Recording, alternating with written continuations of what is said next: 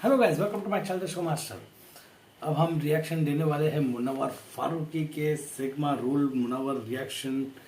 और ये जो चैनल है ड्रॉप आउट हेयर चैनल है उन्होंने ये वीडियो बनाया है, बहुत मेहनत से बनाया हुआ है वीडियो है।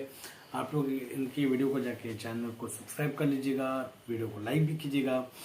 और मुनव्वर फारूकी का तो एकदम बोलेंगे तो एकदम अलग ही लेवल था लॉकअप में। उसके लेवल का कोई बंदा मुझे तो लगा नहीं तो मुनव्वर फारूकी जैसे। तो देखते हैं कि क्या बनाया ड्रॉप आउट हेयर ने, ये वीडियो को कैसे बनाए, क्या बनाया। Sigma rule of Munawar Faruqui meme डाले हुए। तो टाइम नहीं लेते, जो चैनल को सब्सक्राइब नहीं किया प्लीज़ सब्सक्राइब कर लीजिएगा और बेल आइकन को भी दबाइए और मेरे वीडियो को लाइक भी कीजिएगा यार, सपोर्ट कीजिएगा यार।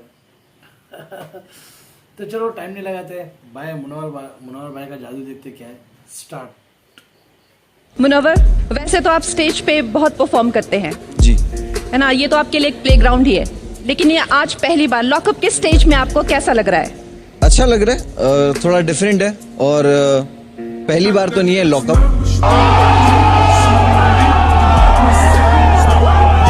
आया हूँ अपनी बात रखने के लिए, लोगों को एंटरटेन करने के लिए, कि लोग देखते कि इसको कोई देखे ना तो मैं 24/7 दिखूंगा शायद, और आपके होने की वजह से शायद बॉयकॉट भी नहीं होगा।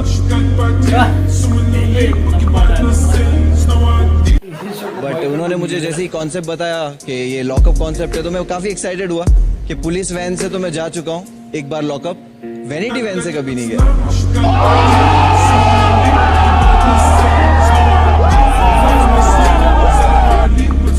सुनील जी, आप क्या आप एक दूसरे को जानते हैं? उनको जानता हूँ मैं अच्छी तरह से। अच्छा, अच्छी जी तरह मैं भी जानता हूँ। से। आप भी जानते हैं? जी, टीवी था हमारे। क्या कहना चाहेंगे आप उसके बारे में? जैसे कि हमने अपने गुरुओं से सीखा है, दिल, दिमाग, आंखें, आवाज, नेचर, नियत और कंटेंट हमेशा साफ सुथरा होना चाहिए। कि अगर साफ सुथरा ही सब कुछ बनने लगा तो शायद ऑल्ट बालाजी। इन्होंने तो बता दिया इन्होंने अपने गुरु से क्या सीखा। आप बताएंगे आपके गुरु ने आपको क्या सिखाया? मैंने सड़कों पे सीखा है तो कोई गुरु नहीं था। बहुत बहुत शुक्रिया। बट लेकिन वो दिखता है। हाँ पूरा दिखता है। दिखता है, वो तो दिखना भी चाहिए क्योंकि पूरा 80% हिंदुस्तान सड़कों पे है। नहीं 80% तो नहीं है, 80% है। नहीं, अभी तो स्वच्छ भारत है। रास्ते पे रहने वालों की बात नहीं कर रहा हूँ, सड़कों से सीखने वालों की बात कर रहा हूँ। मुनव्वर, आप कुछ ही क्षणों पहले कंगना ये कह रहे थे कि इनके 128 कुछ व्यूज आ गए, मिलियन व्यूज होंगे, लाखों व्यूज होंगे, राइट? मुझे लगता है कि शायद आपको जो व्यूज आए हैं इसलिए नहीं आए क्योंकि आप कॉमेडियन हो और लोगों को हंसाते हो, शायद इसलिए आए हैं क्योंकि आप सेंसेशनलिज्म यानी गालियों का उपयोग करते हैं। आप कभी वो मूवी देखने नहीं जाते जो ए सर्टिफिकेट होती है जिसमें गाली होती है रिव्यू के लिए? जाते हो या नहीं जाते? जी जी जाता हूँ। तो आप क्यों जा रहे हो?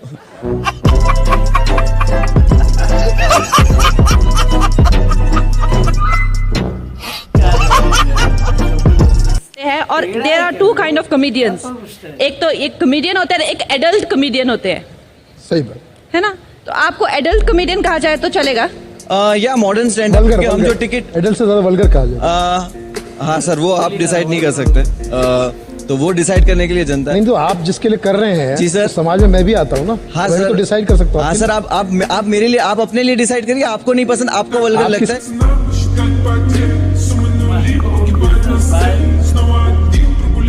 एक प्रश्न पूछे। कहा जाता है dog bites man, no news, man bites dog, big news. Suddenly हर आदमी देखने लगता है। मैं आपसे ये जानना चाहता हूँ कि जब तक कोई इंसल्टेड नहीं होगा क्या तब तक कॉमेडी नहीं होती है? क्या आज की डेट में मशहूर कॉमेडी का क्या ये सिस्टम है क्या? 10 साल पहले भी ये सब होता था।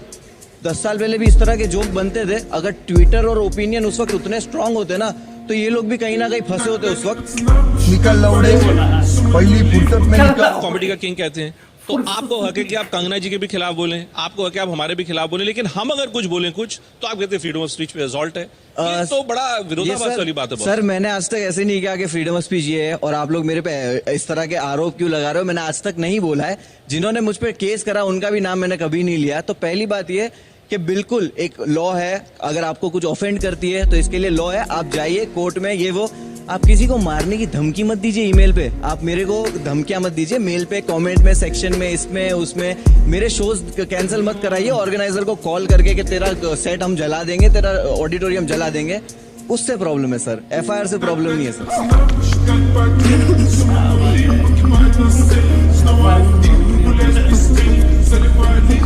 मैं आपकी कॉन्वर्सेशन में इतनी बारी कि इतने सारे लाइक्स है, इतने सारे ये हैं, आपका मकसद क्या है? कॉमेडी से चेंज करना है कुछ या सिर्फ लाइक्स?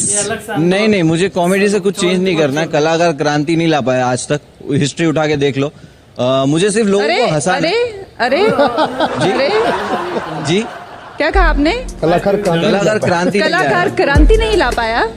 मैं मेरे दिमाग में अगर यहाँ पे सजाए मौत होती तो शायद इनको दे दी जाती। अरे मैं वही बोल रहा हूँ, क्रांति लाने कलाकार क्रांति ला सकते हैं, कलाकार क्रांति ही लाते हैं। कला का मकसद ही ये होता है, चाहे वो नारी सशक्तिकरण हो, चाहे मुझे सिर्फ यही कहना है कि इन्हीं पर किन केस होते हैं। 25 साल से हम लोग कर रहे हैं। मैंने मुख्यमंत्री साहब के सामने भी किया है, मैंने बच्चन साहब के सामने भी किया, उन्हीं की नकल की, उन्हीं की बातें की, मुझे अप्रिशिएशन मिला, तालियां मिली। इनको जेल क्यों मिल जाती है? अमिताभ बच्चन सर के भक्त नहीं थे ना, इसलिए।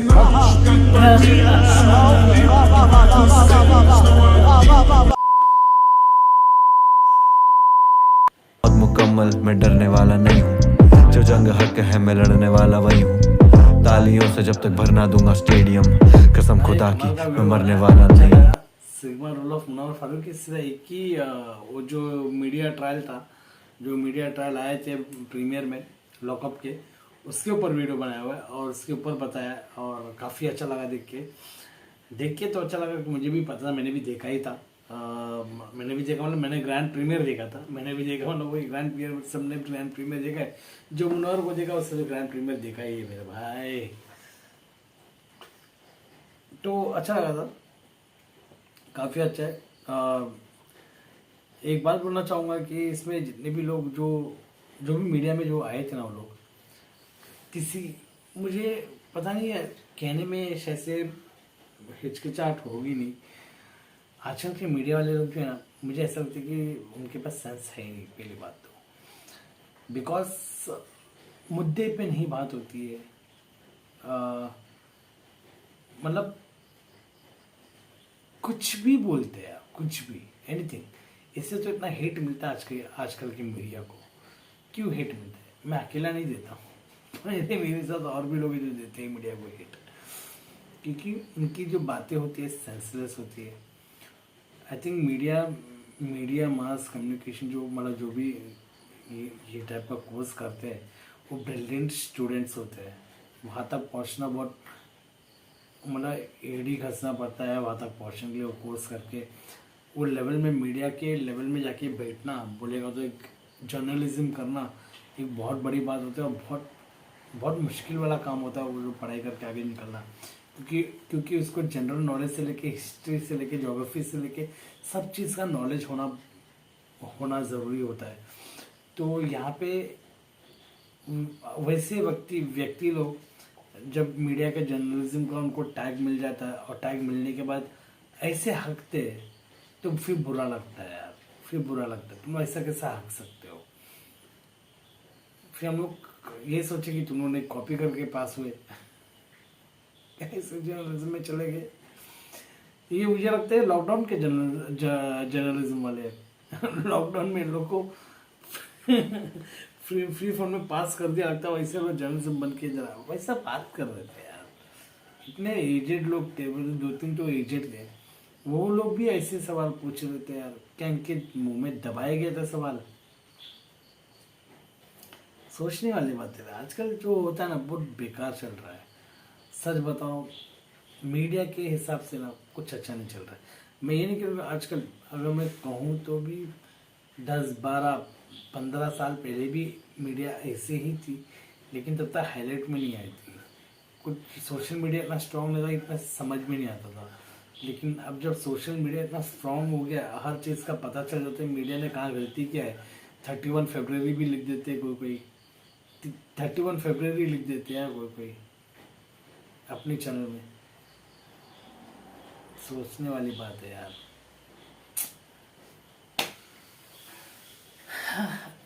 इंसानों से मिस्टेक होती है, बट मीडिया वाले इतने छूते भी नहीं होते, पहली बात। तो आप लोग बताओ, आप लोगों को कैसा लगा मुनव्वर का जो ये मीम। तो मिलता है अगली वीडियो में, तब तक के लिए धन्यवाद। चैनल को सब्सक्राइब जरूर कर लेना।